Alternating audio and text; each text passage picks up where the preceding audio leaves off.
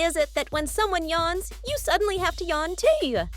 Scientists call it contagious yawning, and it's more than just coincidence. Yawning helps cool the brain and increase alertness, but the contagious part is linked to empathy. Seeing or hearing someone yawn activates mirror neurons in your brain, making you mimic the behavior.